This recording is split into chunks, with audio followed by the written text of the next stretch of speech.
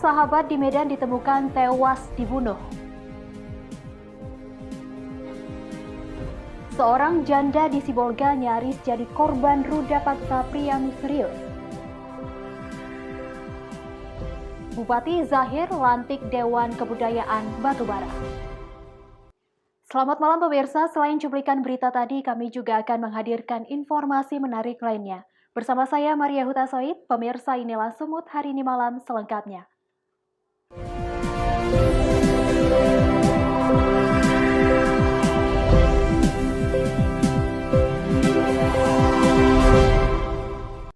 Kita ke informasi pertama pemirsa, dua wanita yang merupakan sahabat karib ini ditemukan tewas dengan kondisi mengenaskan, diduga menjadi korban pembunuhan pada Senin pagi. Jasad keduanya kemudian dibuang di dua lokasi berbeda.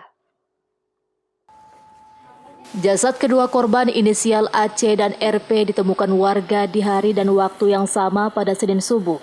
Jasad AC ditemukan di Jalan Budi Kemasyarakatan Kota Medan, sedangkan jasad RP ditemukan di Jalan Simpang Pekan, Kecamatan Perbaungan, Kabupaten Serdang Bedagai, Sumatera Utara. Jasad AC ditemukan oleh petugas kebersihan Pemko Medan saat sedang melakukan aktivitas membersihkan sampah, sedangkan jasad RP ditemukan oleh sopir truk yang sedang melintas di TKP. Saat ditemukan, dari kedua jasad wanita muda tersebut ditemukan adanya luka lebam di bagian tubuh mereka diduga akibat benturan benda tumpul. Polisi menduga motif pembunuhan ini bukan perampokan. Hal ini terbukti masih adanya perhiasan milik korban yang melekat di tubuh mereka. Kasubdit Penmas Humas Poldasu AKBP MP Nainggolan Selasa siang mengatakan, penyidik Poldasu bekerja sama dengan Polrestabes Medan dan Polres Serdang Bedagai masih melakukan penyelidikan terkait penemuan dua jasad wanita muda. Salah seorang diantaranya berstatus pegawai honorer di Polres Belawan diduga tewas dibunuh secara sadis.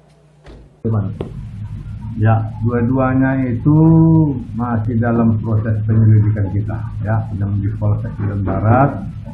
Penanganannya masih tahap pertama itu dilaksanakan oleh Satreskrim Polrestabes, yang disertai tentu Polres Serdang Bedagai. Dua-duanya masih proses penyelidikan. Nanti kita pelajari, kita lihat apakah ada hubungan kedua peristiwa ini atau bagaimana. Atau keluarga korban ini bisa menjelaskan itu supaya terang peristiwanya. Sementara itu, saksi mata yang melihat jasad korban inisial AC mengatakan kondisi tubuh korban mengalami luka lebam di hampir sekujur tubuhnya. Korban ditemukan tergeletak di pinggir jalan dalam kondisi tidak bernyawa. Memang betul ada semalam mayat dibuang di sini semalam. Jenis kelaminnya apa, Bang? Perempuan. Warga sini, Bang? Ada yang bilang tidak warga di sini. Anak warga di sini juga. Ada korban mengalami ada luka-luka nggak, Bang? Dia mengalami biru aja. Biru mana? Biru semua. Dia mulai dari sini, ini, ini. Tuh.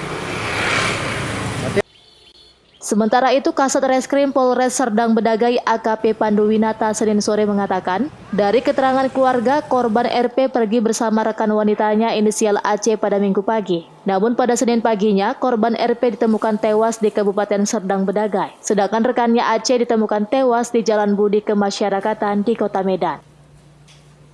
Lintas Medan tebing tinggi, ya, ada sesosok korban atau mayat berjenis kelamin perempuan dalam posisi telungkup, ya, ditemukan oleh sopir truk. Pertama kali sopir truk menemukan. Kemudian piket Polsek Perbaungan dibantu oleh Inafis Satreskrim Polres Serge datang ke TKP, kemudian mengidentifikasi visum luar, kemudian membawa ke Rumah Sakit Sultan Sulaiman. Ya, kita tadi sudah komunikasi dengan keluarga. Memang korban ini tadinya keluar bersama teman perempuan juga, ya, sama-sama perempuan. Kebetulan temannya juga meninggal, ya, ditemukan di wilayah hukum Medan. Diduga kedua korban dibunuh oleh pelaku yang sama. Untuk menghilangkan bukti, jasad keduanya dibuang di lokasi berbeda dan pelaku mengambil kartu identitasnya agar petugas sulit mengidentifikasi jasad kedua korban. Wahyu Pratama melaporkan untuk Eva Rina TV. Masih dari Kota Medan, pemirsa, puluhan tenaga medis dan pegawai Rumah Sakit Permata Bunda berunjuk rasa di depan rumah sakit pada Selasa siang. Mereka menuntut pihak rumah sakit segera membayarkan gaji mereka yang ditunggak 2 bulan. Begitu juga dengan iuran BPJS Kesehatan dan BP Jam Sostek yang tak disetor pihak rumah sakit.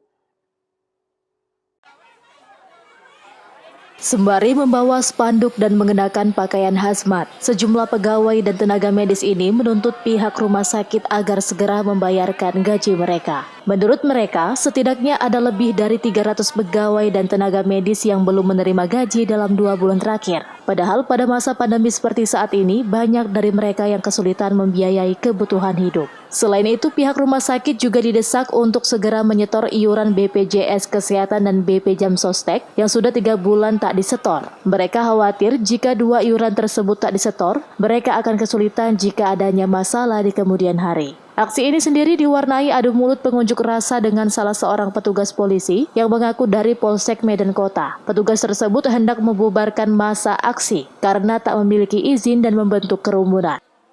Kami di sini karyawan Permata Bunda. Yang pertama itu kami meminta hak kami seperti gaji yang sudah bulan ini aja sudah mau masuk 2 bulan.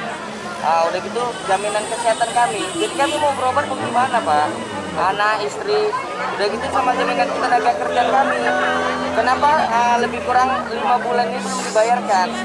Mohon harus ada kejelasan. Kalaupun memang istilahnya kalau rumah sakit ini tidak bisa lagi, tapi tolonglah bayarkan. Jadi biar itu jadi modal kami, Pak. Kami butuhnya itu aja. Kami hanya nuntut hak, bukan nuntut yang lain-lain. Kalau gaji berapa bulan belum dibayar, Pak? Sampai hari ini menjalin 2 bulan, Pak. 2 bulan. Alasan manajemen seperti apa, Pak? Ya, alasannya ya katanya belum ada, Pak. Tapi setidaknya kan harus terus usaha, Pak. Jangan digantung kami gini. September, di bulan September baru dibayarkan. November, Desember, Januari, Februari belum. 3 bulan Iya, juga, Pak. jadi lebih kurang 3 bulan ya? BPJS-nya 3 bulan, Jam-Sosteknya 3 bulan. Nah, itu. Baru gaji kita 2 bulan. Total ada berapa orang yang belum dibayarkan? Seluruhnya, Pak. Semua karyawan. Sementara pihak rumah sakit sendiri hingga kini belum memberikan keterangan resmi. Aksi ini sendiri merupakan aksi kedua setelah sebelumnya para nakes dan pegawai menuntut hal serupa pada awal Agustus tahun lalu. Sebelumnya pihak rumah sakit beralasan pendapatan rumah sakit anjlok dikarenakan kekurangan pasien selama masa pandemi COVID-19. Daniel Pekuali melaporkan untuk Eva Rina TV. Pemirsa, seorang oknum ASN Rumah Sakit terpidana buron Kejaksaan Negeri Tanjung Balai ditangkap pasca kabur 4 bulan saat diberi penangguhan menjadi tahanan rumah karena terpapar COVID-19 selama menjalani persidangan. Ia kembali ditangkap karena putusan menyatakan terpidana dijatuhi hukuman 10 bulan kurungan penjara. Inilah terpidana Riki Iskandar hanya bisa pasrah saat tim tangkap buron Kejaksaan Negeri Tanjung Balai menangkapnya di Kota Kisaran, Kabupaten Asahan. Terpidana yang seharusnya menjalani isolasi mandiri dan menjadi tahanan rumah pasca terpapar COVID-19 oleh hakim, malah kabur dan tidak mengikuti kembali jalannya persidangan. Ia ditangkap kembali pasca Hakim Pengadilan Negeri Tanjung Balai menjatuhi terpidana dengan hukuman 10 bulan kurungan penjara. Sebelumnya pada Mei 2020 lalu, terpidana ASN pegawai rumah sakit ditangkap Satreskrim Polres Tanjung Balai telah melakukan penadahan barang curian bersama 3 rekannya yang melakukan pencurian obat-obatan senilai 50 juta rupiah. Terpidana Riki ini atas kasus penadahan 480 terkait obat-obatan di Rumah Sakit Umum Daerah Tanjung Balai. Jumlah kerugian berapa itu yang diapain? Kurang lebih 57 juta. Kurang lebih 57 juta. Dan ini melakukannya berempat. Tetapi yang 3 lagi sudah dieksekusi di dalam tahanan. Yang bersangkutan ini kemarin sempat kita tahan dan ditahan hakim. Kemudian ditangguhkan karena yang bersangkutan ini positif COVID. Tapi kemudian setelah perkara ini putus dan ingkrah, yang bersangkutan ini tidak melaksanakan putusan hakim tersebut. Sebelum diserahkan ke Lembaga Pemasyarakatan Tanjung Balai, terpidana dilakukan rapid antigen kembali untuk memastikan terpidana sehat dan tidak terpapar COVID-19. Wanda Pratama melaporkan untuk Eva Rina TV. Sumut hari ini masih akan kembali sesaat lagi, tetaplah bersama kami.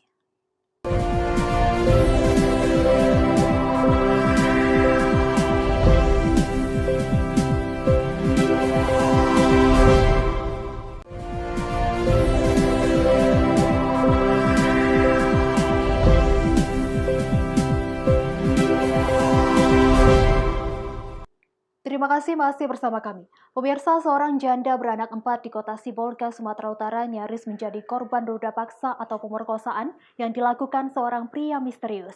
Saat ini kasus percobaan pemerkosaan diselidiki Polsek Sambas dan pelaku masih dalam pengejaran petugas. Beruntung korban berinisial LZ ini sempat melakukan perlawanan, sehingga aksi percobaan kekerasan seksual yang dialaminya tersebut akhirnya gagal dan pelaku pun kabur. Kejadian tersebut terjadi pada Selasa dini hari. Saat itu ia dan keempat anaknya telah tertidur lelap.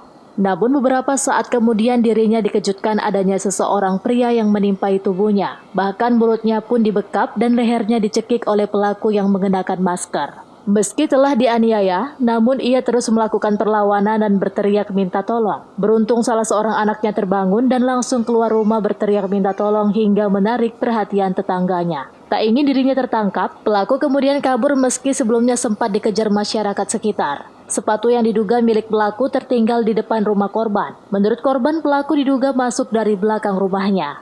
Dicekiknya. Saja. Ada di pemukulan dilakukannya sama kakak?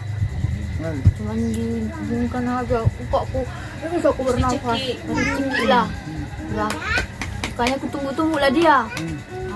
Tak mau dia ngajak kan, bangun ke lawan anakku, bangun netek, minta tolong aku.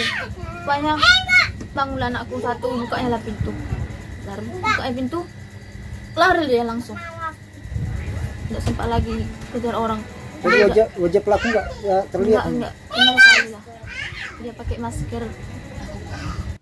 Sementara itu, salah satu tetangga korban menceritakan kronologi kejadian. Dari dalam rumah korban sempat terdengar suara minta pertolongan. Setelah itu terlihat seorang pria mengenakan baju hitam dengan penutup wajah lari keluar dari dalam rumah korban. Masuknya dari mana pelaku? Itulah dari samping ini ya, masuk. Enggak tahu, itulah bilangnya mana masuk orang ke dalam itu kan. Jadi dibilangnya naik dia ke atas dia. Terus tengok orang di atas. Itulah digepit lah kakinya. Itu peluknya lah dia, itu mulutnya dia apanya lah, leher dibilangnya. Menjerit lah dia. Kami enggak kedengaran, enggak ada gendang kami dengar kan, pusing enggak dengar. Itulah tengok dia udah berdarah ininya. Mau pingsan lah dia kan, pucat dia. Atas kejadian ini, korban langsung melaporkan kejadian tersebut ke Mapolsek Sambas. Dan saat ini aparat Polsek Sambas masih memburu pelaku. Baharudin Simanulang melaporkan untuk Eva Rina TV. Di samping itu, pemirsa, Polres Labuhan Batu menggelar rekonstruksi kasus pencurian dengan kekerasan atau curas yang mengakibatkan korban meninggal dunia. Sedikitnya 25 adegan diperagakan oleh pelaku saat menjalankan aksinya.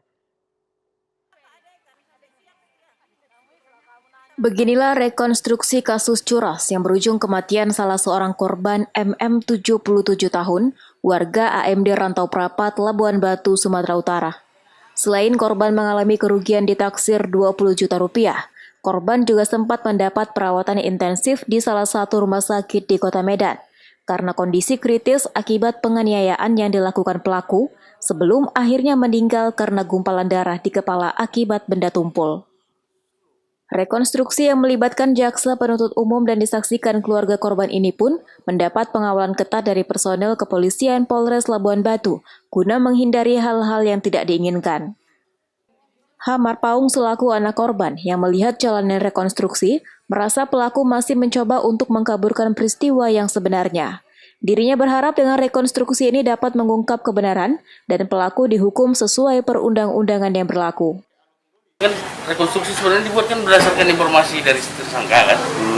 Tapi dari foto-foto yang pertama kita lihat itu dengan rekonstruksi yang dilaksanakan tadi ada perbedaan yang ini sih yang tidak pas lah sesuai dengan keterangan tersangka tadi kan. Jadi si tersangka masih berusaha menutupi apa yang dia lakukan sebenarnya. Mudah-mudahan dengan adanya rekonstruksi ini dia bisa lebih lebih clear lah masalahnya, lebih jelas. Si tersangka boleh dihukum sesuai dengan hukum yang berlaku aja. Sementara Kasat Reskrim Polres Labuhan Batu, AKP Perikesit menjelaskan, rekonstruksi ini untuk mempermudah pihaknya melakukan penyidikan kasus curat terhadap korban yang diketahui merupakan sepasang suami istri lanjut usia yang mengakibatkan satu korban meninggal dunia. Terdapat fakta-fakta baru ditemukan dalam 25 adegan yang dilakukan dan nantinya akan menjadi kelengkapan di berkas perkara kasus tersebut. Tujuan rekonstruksi itu sendiri untuk membuat terang bagaimana sebenarnya peristiwa itu terjadi sequence by sequence secara berurutan berdasarkan keterangan, berdasarkan alat bukti yang kami peroleh, diurutkan bagaimana adegan per adegan dari awal sampai berakhirnya kejadian tersebut. Jadi rekonstruksi tadi terdiri dari 25 adegan untuk membuat terang proses penyidikan yang kami lakukan. Jadi ada hasil koordinasi kami dengan JPU, ada fakta-fakta baru yang kita temukan dalam pelaksanaan rekonstruksi, dan itu nanti kita tuangkan dalam berkas perkara untuk kita kirim kembali ke JPU, dan selanjutnya nanti JPU akan meneliti. Apabila sudah lengkap akan dikabari. Begitu pula nanti apabila masih ada kurang, JPU akan kabari kembali kepada penyidik. Guna mempertanggungjawabkan perbuatannya, tersangka dijerat pasal 365 pencurian dengan kekerasan dengan ancaman pidana belasan tahun kurungan penjara. Ucak Sitorus melaporkan untuk Evarina TV. Informasi berikutnya, pemirsa, cuaca panas yang melanda kota Sibolga sepekan terakhir menyebabkan puluhan hektar lahan hutan lindung di kawasan Kelurahan Aek Parombunan, Sibolga terbakar. Banyaknya titik api yang membakar hutan membuat panik warga yang bermukim tak jauh dari lokasi kebakaran.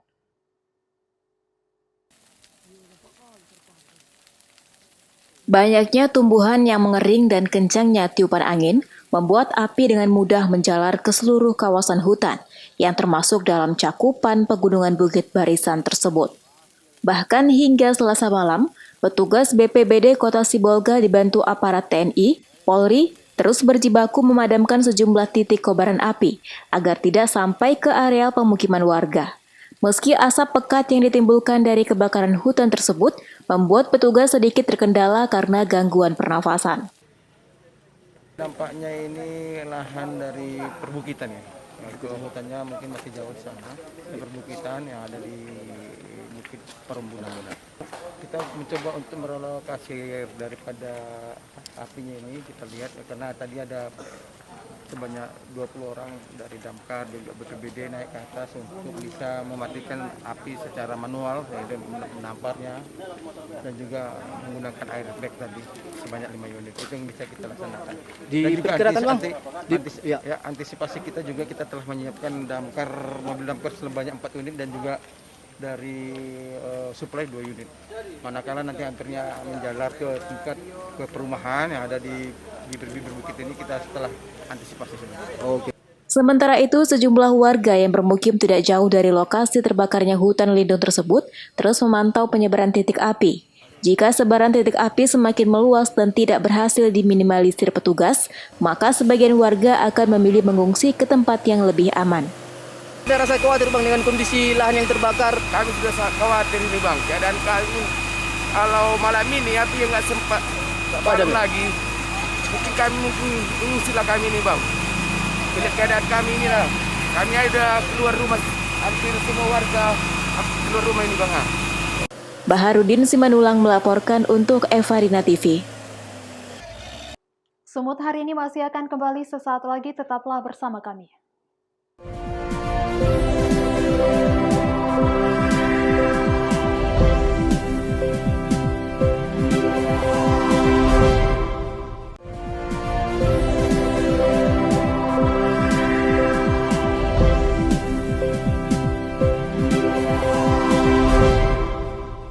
Terima kasih masih bersama kami. Pemirsa, Bupati Batubara melantik Dewan Kebudayaan Batubara serta memaparkan pelestarian budaya dan kemajuan budaya, terutama budaya etnis Melayu yang ada di Batubara. Pelantikan Dewan Kebudayaan Batubara digelar di Rumah Dinas Bupati dengan dihadiri Bupati Batubara Zahir dan Kepala Dinas Pendidikan Ilyas Sitorus. Dalam kesempatan tersebut, Zahir melantik Ketua Dewan Kebudayaan Batubara dengan 43 anggota kepengurusan, ditandai penandatanganan dan penyerahan SK kepengurusan. Bupati Batubara Zahir mengucapkan selamat kepada seluruh kepengurusan Dewan Kebudayaan Batubara yang baru saja dilantik. Zahir berharap pelantikan tersebut memiliki program kerja ke depan dan nantinya ada sebuah rekomendasi terhadap budaya yang ada, di mana rekomendasi tersebut bisa dipakai ke semua daerah di Sumatera Utara, bahkan di Indonesia. Yang pertama, hari ini kita melantik Dewan Kebudayaan Batubara yang baru tadi kita saksikan bersama. Sekaligus tadi kita memaparkan bagaimana pelestarian budaya terhadap pemajuan kebudayaan, terutama budaya etnis Melayu yang merupakan Batubara merupakan tanah Melayu. Ini tadi yang kita laksanakan bersama dengan pengurus yang baru. Pak, harapan dengan pelantikan ini sendiri apa, Pak? Yang pertama, pelantikan ini dilanjuti dengan membuat program kerja baik triwulan, ya, semester, ya, sehingga 1 tahun itu jelas pekerjaannya apa. Bukan habis dilantik, habis itu bubar, enggak. Jadi nanti ada sebuah rekomendasi terhadap budaya-budaya yang ada, yang ini merupakan rekomendasi untuk bisa dipakai ke semua daerah yang ada di Sumatera, bahkan di Indonesia. Taufik melaporkan untuk Evarina TV. Pemirsa, Satuan Reskrim Polres Pematang Siantar mengungkap perjudian kasus Toto Gelap. Para tersangka dikenakan pasal 303 dengan ancaman hukuman maksimal 10 tahun penjara. Press release ini dipimpin langsung oleh Kapolres Pematang Siantar AKBP Boy Sultan Binaga Siregar, didampingi Kasat Reskrim dan Kanit Reskrim Polres Pematang Siantar. Selama 1 pekan terhitung sejak tanggal 6 hingga 14 Februari 2021, Polres Pematang Siantar melalui tim khusus dari Reskrim Pematang Siantar telah mengungkap 9 kasus tindak pidana perjudian dengan 10 orang tersangka. Dari tangan para tersangka, diamankan beberapa barang bukti seperti alat list togel, rekap togel, handphone, serta uang tunai sebesar Rp2.800.000. 10 orang tersangka tersebut berhasil ditangkap dari berbagai lokasi yang ada di beberapa kecamatan Kota Pematang Siantar. Untuk mempertanggungjawabkan perbuatannya, para tersangka dikenakan dengan pasal 303 tentang tindak pidana kasus perjudian dengan pidana penjara maksimal 10 tahun penjara. Di sini saya mempertanggungjawabkan sebagian daripada kerja nyata dari Polres Pematang Siantar. Ya, setelah ANEP yang dilakukan oleh Bapak Kapolda dan perintah dari pimpinan bahwa tidak boleh ada perjudian di seluruh Sumatera Utara, khususnya Kota Siantar, saya memerintahkan dan kepada tim khusus Reskrim yang melaksanakan perintah pimpinan menangkap judi selama 1 pekan, terhitung mulai tanggal 6 Februari 2021 sampai dengan 14 Februari 2021. Ya, kita mengungkap 9 kasus tindak pidana perjudian dengan tersangka 10 orang dengan jumlah total uang 2.800.000 sekian. Ancaman hukuman sesuai dengan pasal 303 itu 10 tahun pidana penjara. Selain itu, Polres Pematang Siantar juga telah melimpahkan beberapa perkara, yaitu kasus penistaan agama dengan 4 tersangka, di mana berkasnya telah lengkap dan diserahkan ke Kejaksaan Negeri Pematang Siantar. Selain itu, kasus kecelakaan kerja PT Agung Beton yang juga telah diserahkan, beserta barang bukti ke Kejaksaan Kota Pematang Siantar. Dihimbau kepada masyarakat untuk menjauhi segala tindak pidana di Kota Pematang Siantar, serta mematuhi segala protokol kesehatan COVID-19. Pentanius Sembiring melaporkan untuk Evarina TV. Pemirsa, demikianlah rangkaian informasi dalam Sumut hari ini malam. Saya Maria Huta Soid mewakili kerabat kerja yang bertugas pamit undur diri. Terima kasih atas kebersamaan Anda dan sampai jumpa.